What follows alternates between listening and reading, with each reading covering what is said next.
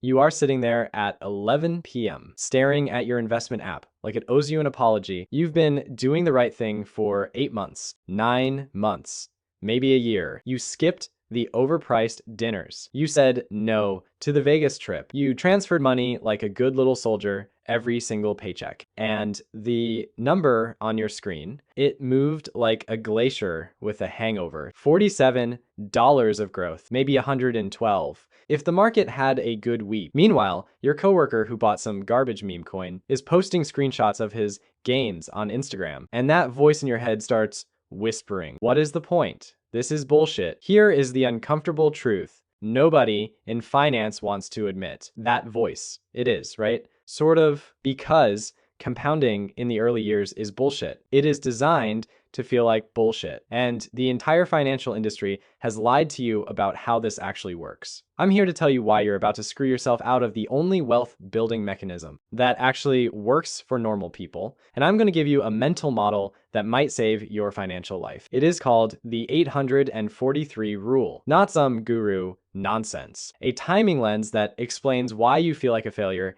even when you're winning. Let's get one thing straight. Your brain is not built for compounding. Your brain wants a straight line. You work, you get paid. You exercise, you see muscle, cause and effect, clean, simple, satisfying. Compounding doesn't work like that. Compounding is a delayed explosion. You plant a bomb, then you water it for a decade, and everyone around you thinks you're an idiot, gardening a pile of dirt. Then it detonates. And suddenly, you're the genius. But here is the scam. Nobody tells you about the decade of looking stupid. Let me introduce you to the most important financial concept you've never heard of, the 843 rule. It breaks down like this. The first 8 years feel like pushing a dead car uphill in the rain, while people laugh at you from their leased BMWs. The next 4 years, the car starts rolling. You're still pushing, but something shifts. The math starts helping. The final 3 years. The car is moving faster than you can run. You're just trying to keep up with your own money. That is 15 years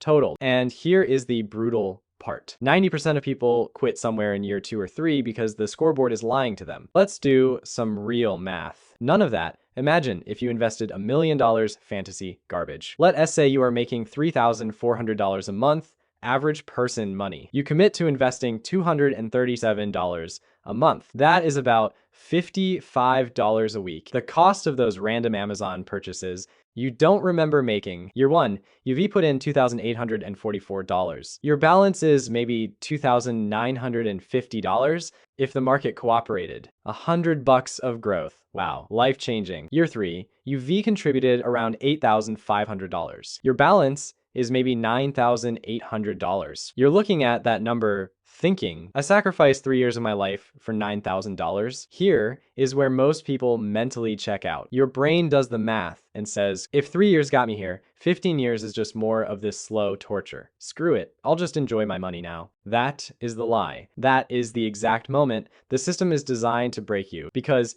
here is what actually happens if you don't quit like a damn idiot. Year 7, you've contributed about $21,000, but your balance, it is pushing $33,000. Your money made $12,000 without you doing a single thing. That is not interest, that is your money starting to work a shift. Year 10, you've put in $28,440. Your balance is around $55,000. The returns are now matching your contributions. You and your money are doing equal work. Year 15, you've contributed $42,660 total. Your balance, it could be pushing $120,000 or more, depending on market conditions. Your money is now making more per year than you're contributing. Read that again. Your money is outworking you. The employee became the employer. But you never see that moment if you quit in year 3 because the chart looked boring. Now, here's the part that should piss you off. The financial industry knows this. They know the first 8 years feel like garbage. They know you're going to want to quit,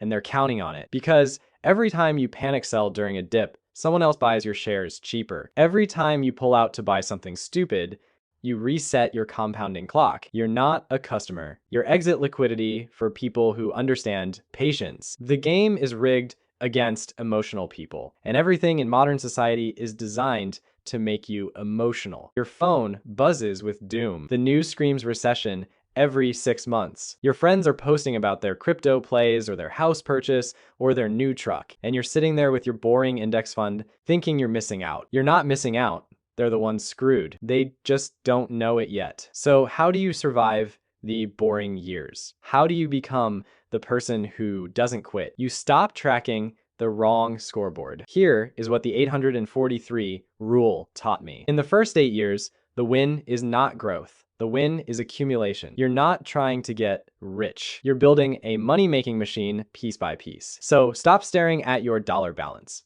Like it is going to do tricks for you. Start tracking shares. Write down how many shares you own, actual shares. That number only goes up. It doesn't swing with the market panic. Price drops, good. You're buying more shares with the same money. This one mental shift changes everything because now you're not losing when the market dips. You're shopping during a sale. But here's the hardest part. You need to build a system, not rely on motivation. Motivation is garbage. Motivation shows up on the 1st of January and ghosts you by February. Motivation is that friend who says they'll help you move and then has a thing that morning. You need triggers. Automatic, unavoidable triggers. Pick something in your daily life that you can't skip. Every time you brush your teeth at night, that is your cue. Every time you park your car after work, that is your cue. Every time you clock out, that is your cue. Link that trigger to a tiny action. Open your app, buy $30, buy $17,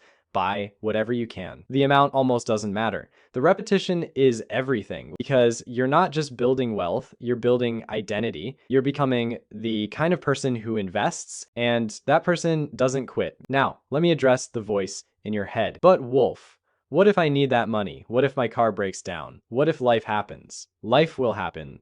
Life always happens. That is not the question. The question is, are you going to use every emergency as an excuse to rob your future self? Because here is what happens. Your car needs a $900 repair. You look at your investments and think, I could just sell a little. You sell, you fix the car, and you feel smart. But you just restarted your compounding clock. You just told your brain that this money is available for spending. And next time it'll be easier to sell, and the time after that. That is how broke people stay broke, not because they don't invest, because they keep touching their investments. The money is not yours, not yet. It belongs to 65-year-old you. And that person is going to be either comfortable or desperate based on what you decide today. So pick up extra shifts, sell something on Facebook Marketplace, eat rice and beans for a month. Do whatever you have to do to protect those shares. Because here's the part nobody wants to hear. The first 8 years are supposed to feel pointless. That is not failure. That is the design. You're not behind. You're not doing it wrong. You're in the boring chapter where the story is decided. Everyone wants to talk about year 15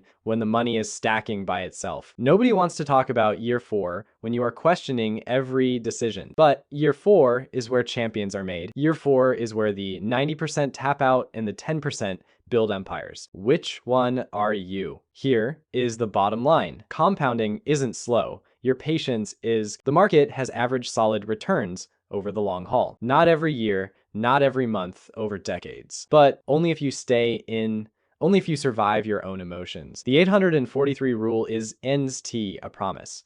It is a map. It tells you where you are in the journey so you stop panicking about the wrong things. Years 1 through 8, you do the heavy lifting. Your money is learning to walk. Years 9 through 12, you and your money share the work. It is starting to run. Years 13 through 15, your money takes over.